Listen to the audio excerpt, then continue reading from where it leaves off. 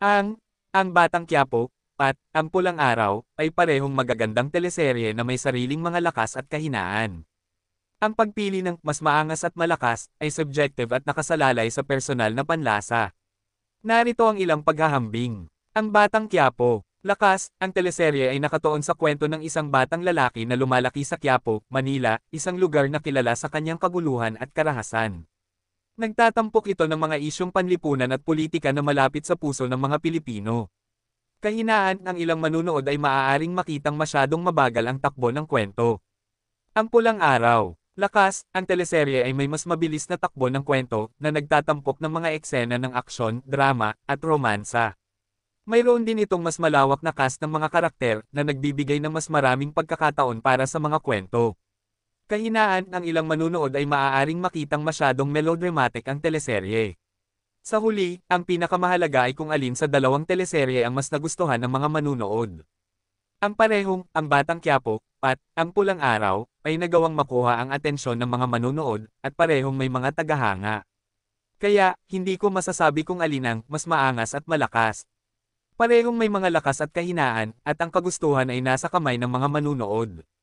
Ang Batang Quiapo, at Ang Pulang Araw, ay parehong nagtataglay ng mga elementong nagpapalakas sa kanilang mga kwento at nag-aakit sa mga manunood. Narito ang ilang mga kadahilanan. Ang Batang Quiapo. Realismo at pagiging relatable, ang teleserye ay nagtatampok ng mga isyong panlipunan at politika na malapit sa puso ng mga Pilipino. Ang pagiging relatable ng mga karakter at ang paglalarawan ng mga karanasan sa buhay sa Quiapo ay nagdudulot ng empatiya at pag-unawa sa mga manunood. Malalim na karakter, ang mga karakter sa Ang Batang Quiapo ay may mga komplikadong personalidad at motibasyon. Ang kanilang mga paglalakbay at pakikibaka ay nagbibigay ng depth sa kwento at nagpapanatili ng interes ng mga manunood. Pagiging makabuluhan, ang teleserye ay nagtataas ng mahahalagang tanong tungkol sa pananampalataya, pamilya, at ang papel ng tao sa lipunan. Ang mga tema nito ay nagpapaisip at nagbibigay ng pagkakataon para sa pag-uusap. Ang Pulang Araw. Kapana-panabik na kwento, Ang Pulang Araw, ay may mas mabilis na takbo ng kwento na nagtatampok ng mga eksena ng aksyon, drama, at romansa. Ang patuloy na pag-iiba ng mga pangyayari ay nagpapanatili ng interes ng mga manunood at nag-aantig ng kanilang emosyon. Malakas na cast, ang teleserye ay mayroong magagaling na aktor na nagbibigay buhay sa mga karakter. Ang kanilang mga pagganap ay nagdudulot ng kredibilidad at kapani-paniwalaan sa kwento. Visual na appeal, ang produksyon ng Ang Pulang Araw ay nagtatampok ng magagandang visual effects at cinematography na nagpapaganda ng mga eksena ng aksyon at drama. Sa kabuuan, parehong Ang Batang Quiapo at Ang Pulang Araw ay nagtataglay ng mga lakas na nag-aakit sa mga manunood. Ang Batang Quiapo ay nagtataglay ng realismo, depth ng karakter, at pagiging makabuluhan, habang Ang Pulang Araw ay nagtatampok ng kapana-panabik na kwento, malakas na cast, at visual na appeal. Ang mga ito ay parehong nagbibigay ng mga natatanging karanasan sa panunood na nag-aakit sa iba't ibang uri ng mga manunood. Sa huli, ang pagpili ng mas maangas at malakas ay subjective at nakasalalay sa personal na panlasa. Kung isa lang ang pipiliin ko, mas gusto ko Ang Batang Quiapo dahil sa aking pananaw, mas malakas at mas maganda ito. Narito ang aking mga dahilan.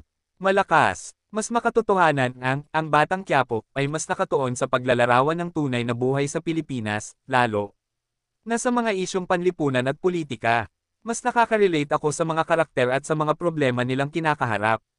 Mas may lalim, ang mga karakter sa Ang Batang Quiapo ay may mas malalim na paglalarawan, mas komplikadong personalidad, at mas makatutuhanang motibasyon. Mas nakakaengganyo ang kanilang mga paglalakbay at pakikibaka. Mas may mensahe, Ang Batang Quiapo ay may mas malinaw at mas makabuluhang mensahe tungkol sa pananampalataya, pamilya, at ang papel ng tao sa lipunan.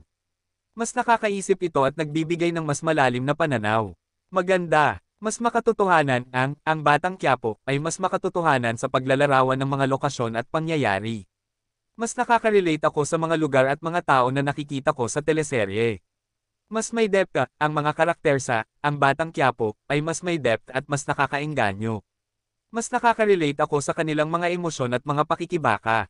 Mas may sining, sa aking pananaw, Ang Batang Quiapo ay may mas mataas na antas ng sining sa pagkukwento. Mas nakakaengganyo ang mga eksena, mas nakakaantig ang mga dialogo, at mas nakakaisip ang mga tema. Bagamat ang Pulang Araw ay may magagandang elemento, tulad ng mabilis na takbo ng kwento at malakas na cast, mas gusto ko ang Batang Quiapo dahil sa aking pananaw, mas malakas at mas maganda ito. Mas nakaka-relate ako sa kwento, sa mga karakter, at sa mga mensahe nito. Tama ka, hindi ko pinili ang Pulang Araw dahil sa ilang mga kadahilanan. Narito ang aking mga dahilan. Masyadong melodramatic habang ang Pulang Araw ay may kapanabik na kwento, sa aking pananaw, masyadong melodramatic ito. Ang mga eksena at dialogo ay minsan nagiging sobrang exaggerated at hindi natural. Kulang sa lalim habang ang Pulang Araw ay may malawak na cast ng mga karakter, ang mga ito ay hindi gaanong malalim at komplikado. Mas nakatuon ang kwento sa aksyon at romansa kaysa sa pagpapaunlad ng mga karakter. Kulang sa mensahe, habang ang Pulang Araw ay nagtataas ng ilang mga issue, ang mga ito ay hindi gaanong malalim at hindi gaanong makabuluhan. Mas nakatuon ang kwento sa entertainment kaysa sa pagbibigay ng mga aral o pag-uudyok ng pag-iisip.